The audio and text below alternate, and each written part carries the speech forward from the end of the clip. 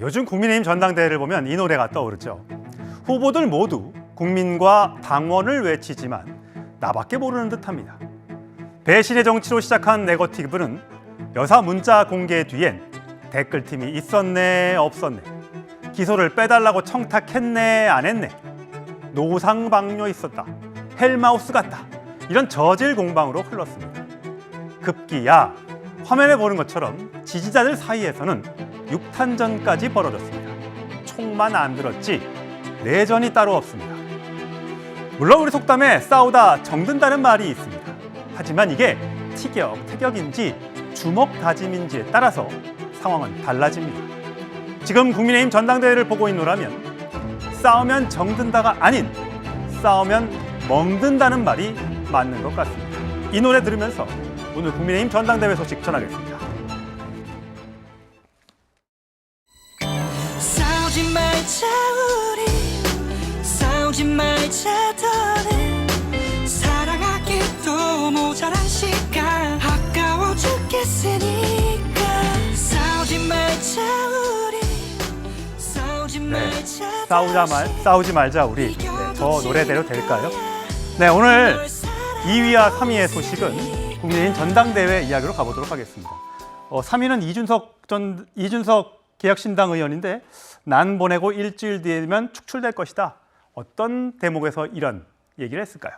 자, 한동훈 국민의힘 대표 후보의 공소 취소 청탁 폭로 이후 국민의힘 내부 갈등이 갈수록 커지고 있습니다. 그래서일까요? 조금 전 마감한 국민의힘 전당대회 모바일 투표율이 40.47%로 집계됐는데 지난 전당대회 때보다 7%포인트 가까이 났습니다. 전당대회가 아니라 분당대회라는 말이 나오는 이유, 화면으로 확인하시죠. 다만 나경원 대표님은 당시에 당직도 아니셨고요. 개인 차원에서 저한테 부탁하신 거였잖아요. 그게 개인 차원입니까? 예, 저는 개인 그만 아니 그게 개인 차원입니까? 예. 저는 27명의 제가 제 것만 빼달라 그랬습니까? 한동훈 후보 똑바로 말하세요. 개인 차원이라고요, 제가? 예. 제 거를 빼달라 그랬습니까? 예. 국민들이 개인 보고 차원의 계시잖아요. 부탁이요? 개인 사건 차원의 당사자가 부탁. 법무부 장관에게 사건 내용을 공소 취소에다가 요구하는 건 잘못된 겁니다. 그걸 받아줄 수는 없어요. 무슨 말씀을 하십니까? 밀실, 개인 차원의 부탁. 아니, 제가 개인 비리입니까, 그게? 저는 이렇게 저를 모욕하는 것, 아니, 똑바로 말씀하세요. 예, 똑바로 말씀하세요. 예. 제가 개인 차원의 부탁이라고요? 예. 제가 왜 개인 차원의 부탁을 합니까? 무슨 말씀? 제가 했다는 말을 그대로 옮겨보세요, 지금 그러면. 아니, 그게 개인 차원의 부탁이라고요? 본인이 당사자인 사건에 대해서 법무부 장관에게 공소 취소를 요구하는 건 안 얘기가 안 되는 겁니다. 되네요. 그걸 받아들일 수는 없는 거예요. 예, 서정욱 변호사님. 나경원 후보가 저렇게 화를 내는 장면은 처음 본 것 같습니다. 이번 전당대회 기간 중에요. 토론 후에는 불을 못 참아서 눈물까지 보였다는 얘기가 지금 전원으로 전해지고 있는데 어떠세요? 저게 어떤 이 전당대회 국면에서 마지막 이슈가 될지는 모르겠습니다만 어떻게 될 걸로 보이십니까? 저는 이제 한 위원장이 왜 그럼 사과를 한다고 했는지 이해가 안 돼요. 사과를 하려면 이게 조건 없이 깔끔하게 해야 되잖아요. 자, 그럼 이게 나경원 후보에게 공소 취소가 됩니까? 그때 27명이 재판하는데 황교안 대표하고 나경원 원내대표가 주도했잖아요. 그런데 한 명만 몰래 빼달라는 겁니까? 어차피 27명 빼면 민주당도 빼는 거예요. 그렇다면 이게 저는 법무부 장관이 어떤 게 정무직이잖아요. 검찰총장이 수사한다면 법무부 장관에게 정무직 공무원으로서 좀 정치 감각, 그래서 이제 정치력을 발휘해서 여야 원내대표라든지 좀 뵙고, 이거야말로 4년 동안 재판도 안 되고 정치에서 정치로 풀을 문제니까 우리가 좀 협의해서 좀 이게 같이 공소 취하해서 한번 가봅시다. 이런 게 노력을 했어야 된다고 저는 봅니다. 노력 안 한 걸로 그냥 좀 미안하다 하면 끝날 걸. 이제 와서 마치 나경원 후보가 혼자 재판받기 싫어서 내 혼자만 살짝 몰래 빼달라, 이런 부정한 청탁을 한 것처럼 7번이나 내내 하잖아요. 저걸 보고 우리 자유우파 보수 국민들이 어떻게 생각했습니까? 한 위원장님 말이 너무 위험하고 가벼웠어요. 옛날에 윤석열 대통령이 이관섭 비서실장 보냈을 때는 그냥 당무개입이라고 했어요. 당무개입. 이거 위험한 발언입니다. 예. 그다음에 김건희 여사 문자 보냈을 때는 이걸 국정농단에 했습니다. 아니, 당사자가 사과하게 해보겠다고 상의하는 걸 국정농단이니까 내가 답 안 했다. 그리고 이번에는 이게 부정한 청탁이다. 그럼 나경원 의원은 처벌돼야 됩니까? 본인만 이게 떳떳하고 나경원 의원이 불법 청탁인 겁니까? 저는 이런 식으로 하니까 이게 국민의힘 지지층이 지금 어떤 심정이겠습니까? 예. 이게 낮은 투표를 온 거예요. 예. 자, 지금 화면으로 저희가 자막으로 준비해 드리고 있습니다만 국민의힘 전당대회 이틀치, 그러니까 이 두 번 이틀에 걸쳐서 모바일 투표를 합니다. 앞으로 ALS 투표도 더 있습니다만 모바일 이틀치 합계 누적 투표율이 40.47%입니다. 이게 지난해 전당대회 때 김기현 대표가 당선됐을 때 그 전당대회 때보다 6%포인트 이상 적게, 낮게 나온 수치입니다. 물론 이 투표율이 낮게 나온 것이 어느 캠프에 더 유리할 것인가는 아직 모르겠습니다.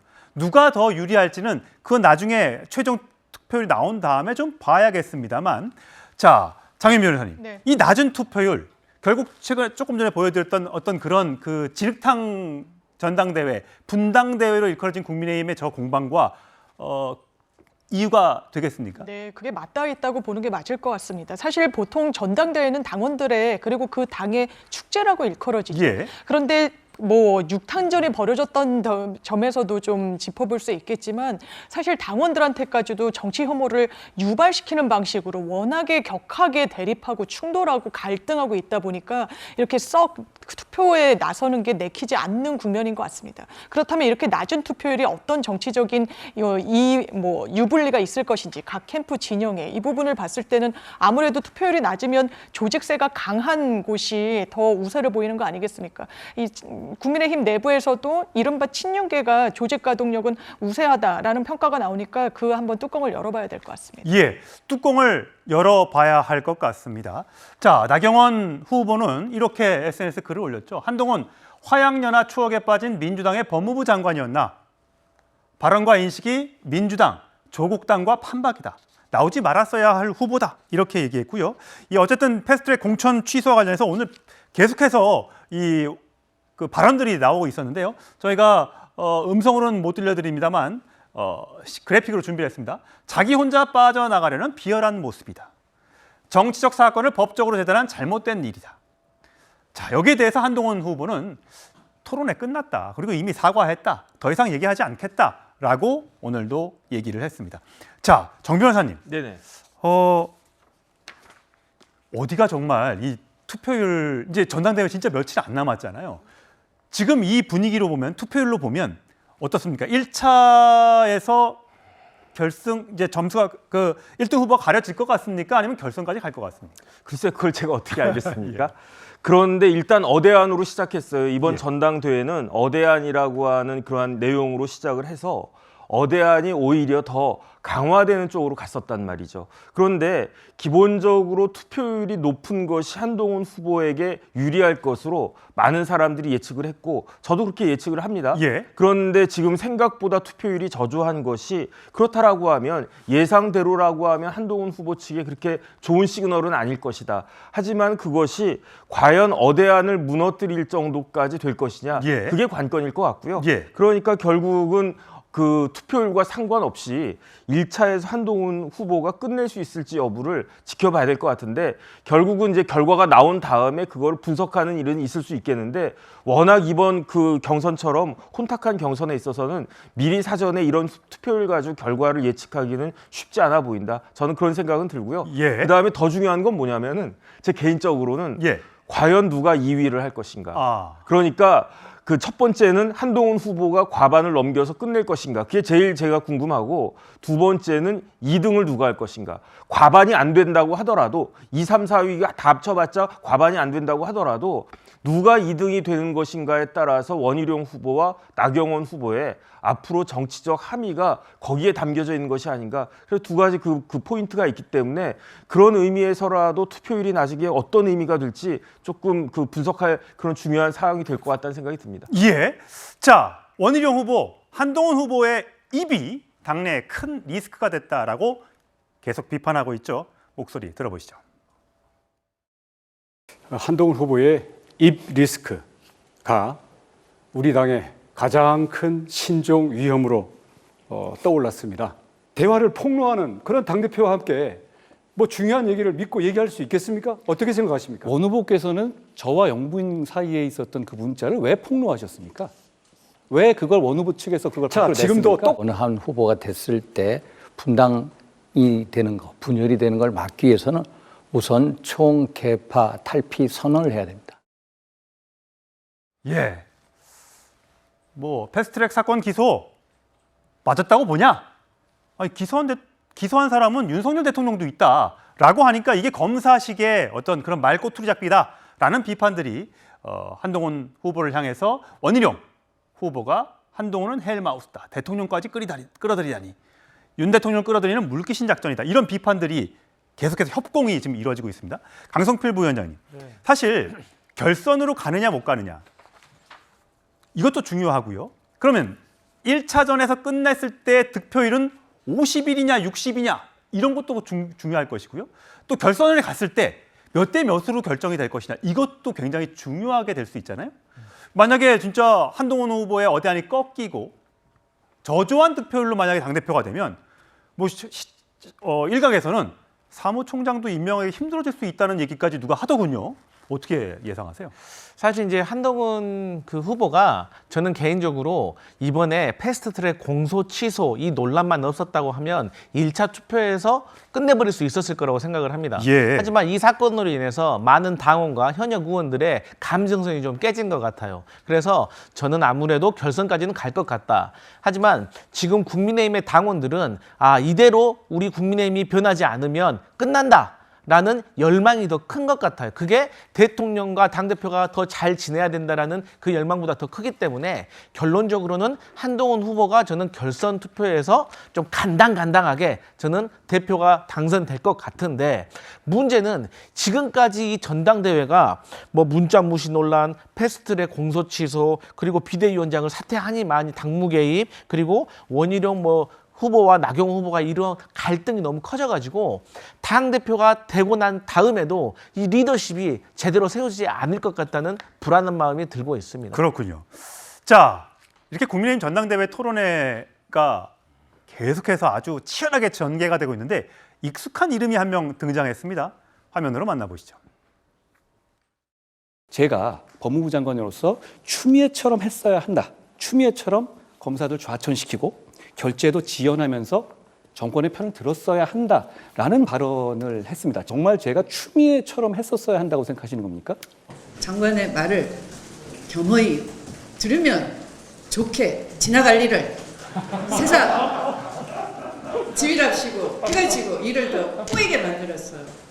추미애는 당시에 우리 윤석열 당시의 검찰총장의 어떤 이 권력 비리에 대한 수사를 방해하고 그랬지 않습니까?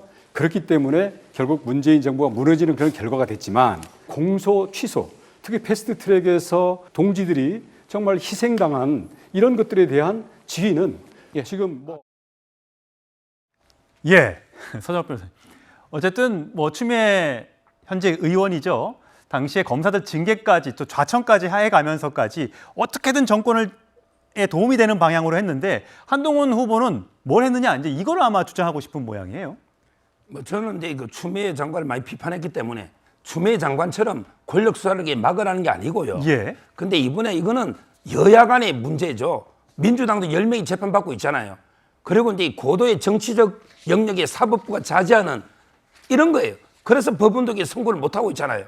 따라서 이 문제는 저는 이제 충분히 공론화식에서 장관이 의논해 볼 수 있는 거예요, 여야 간에. 이건 추미애하고 다르고요. 조금 전에요, 한 위원장이 패스트트랙을 기소를 윤석열 총장이 했다. 이거 가짜뉴스입니다. 아, 그래요? 제가 이게 날짜별로 보니까 추미애 장관이 1월 2일부터 2020년 1년간 장관했거든요. 추미애 장관이 임명되자마자 남부지검의 송삼현 검사장이요, 바로 1월 3일날 기소를 합니다. 저는 그때 형식적으로는 이게 총장이 윤석열 총장 맞아요. 예. 근데 1월 8일 날 한동훈 그때 그 부장이 부산 고검으로 기항을 가요. 예. 이 말은 추미애 장관이 임명돼 가지고 이미 윤석열 사단은 기항 가고 윤 총장이 힘이 없을 때, 이때 송사면 남부지검장이 이분이 한양대 나오고 순천고 나왔어요. 이분이 기소했는데, 제 말 이걸 가지고 보고는 하죠, 총장한테. 근데 보고했다는 이유로 윤석열 총장이 마치 기소한 것처럼 예. 이러면 안 된다는 거죠. 예. 자, 일부 이 국민의힘 인사들은 한동훈 팬덤이 분명히 있죠. 많은 위두훈이라는 어떤 그런 팬클럽도 있는데 이런 팬덤을 두고 이 사람에 비유하고 있습니다. 들어보시죠.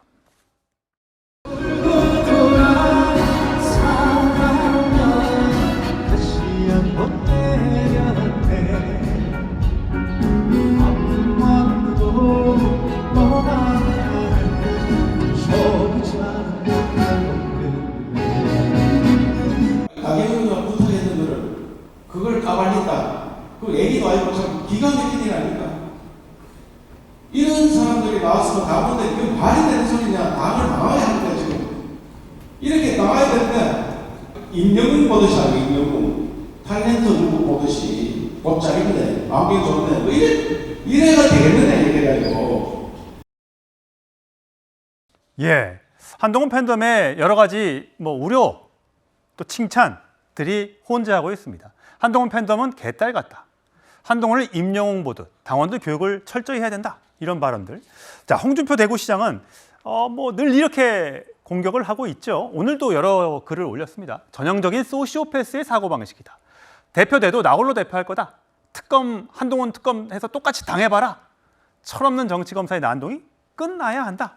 이런 글들을 올리면서 한동훈 후보를 향한 저격을 계속하고 있습니다.